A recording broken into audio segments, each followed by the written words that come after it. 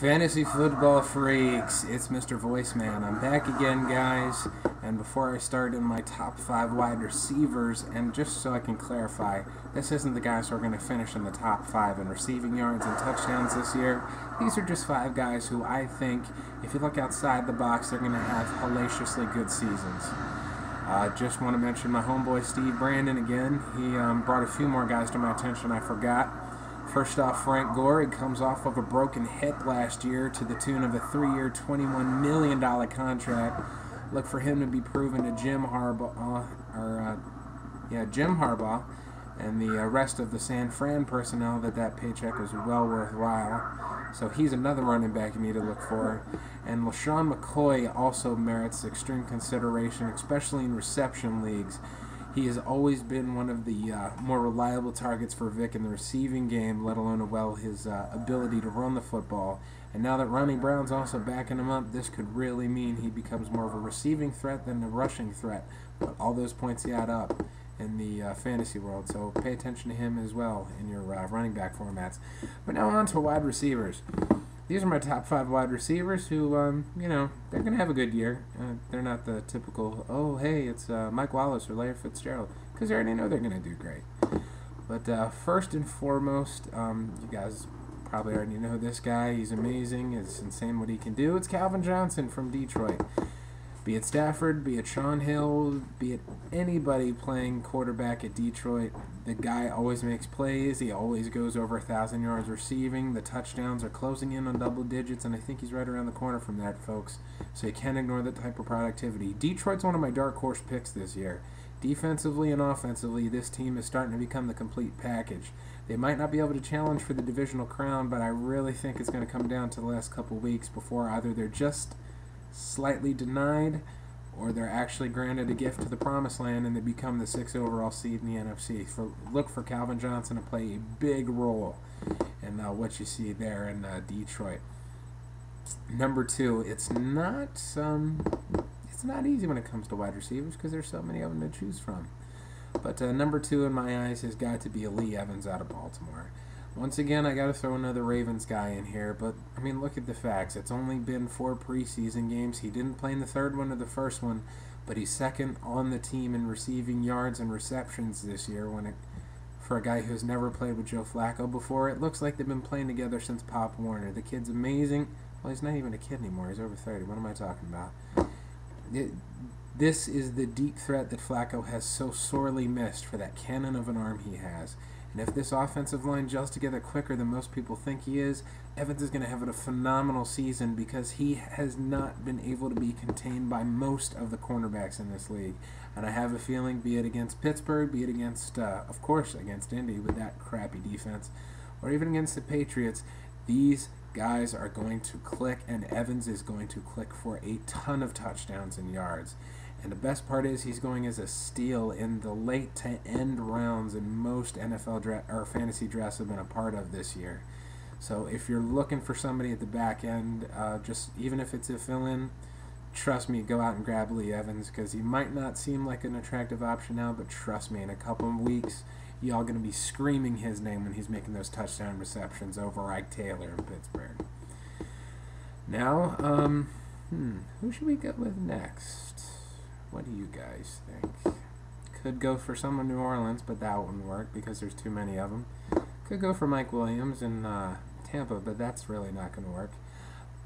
I'm going to go ahead and go out on a limb here, and I'm going to say Kenny Britt from Tennessee. Vince Young, God bless him, the kid had an amazing cannon, was very powerful arm, but just giving his erratic nature and almost kind of psychotic tendencies when it comes to his personal life, wasn't exactly the best fit for the talented receivers that Tennessee really does have. But Matt Hasselbeck comes in, Pro Bowl experience. Granted, he hasn't stayed healthy lately, but if that offensive line can keep him upright now that Chris Johnson's done being a greedy little selfish guy, I really look for all the receivers to be huge impacts this year. And Kenny Britt's right at the top of that list. Now, as we all found out, he's not being suspended for the 45 transgressions against the law, or however many it was, which kind of does surprise me, considering James Harrison was probably going to be suspended for less than that. But I look for him to lead that receiving core in catches, catches, yards, and touchdowns. Now that he actually has a quarterback who's proven he will be able to find him. His talented, fleet-of-foot nature and some very skilled hands. He doesn't seem to have a lot of drop balls, so look for Kenny Britt this year as well. This is the tough part of the job. When you have so many receivers to choose from, you just got to keep looking around the league and saying, who else could be really good this year? Who else could be really good? Now, I also want to direct the attention down to St. Louis this year. Josh McDaniels from, as we all know, the wonderful head coach he was in Denver. But before that, he was one of the best offensive coordinators I've ever seen in New England. He made Matt Castle earn that paycheck. He made all those wide receivers that much more legitimate. And now that he is down in St. Louis with a young stud of a quarterback in Sam Bradford, pass-happy games are coming. Steven Jackson looks to get in the fold as a running back on here, and he hasn't really lived up to the hype, so to speak, in fantasy relevance this year. But now that he will have a pass-happy team, that will be able to take the efforts off him. But I kind of just want to bring the St. Louis receiving core in general. These are deep sleepers you guys want to look for here, people. Danny Amendola, Mark Clayton, who was just signed recently, and Mike Sims-Walker. You know him from Jacksonville. He was the #1 receiver out there, but he could never stay healthy on a consistent basis. Seemed when he played at home healthy, he was great, but when he played on the road, he just disappeared. But as long as the knees stay healthy and he can keep on the field, this guy is going to be a legitimate #1 threat. I'm not talking Isaac Bruce or Torrey Holt numbers, but he's going to put up huge dividends out in St. Louis. Sam Bradford needs that crutch, and by God, Mike Sims-Walker has the talent to give it to him. So look for him as kind of a very, very late round steal in some of your drafts out there. So I've covered St. Louis, everybody else. You know what? I'm going to go ahead and go out on another limb here, and I'm going to say Mike Crabtree. He's starting the year off injured. It's a new system, but he knows what Alex Smith can do, and Alex Smith knows what he can do. When he comes back on that field and everyone's sick of Braylon Edwards dropping 45 passes that are thrown his way, Crabtree is going to pay off immediately for anybody who stored him on the bench for a while.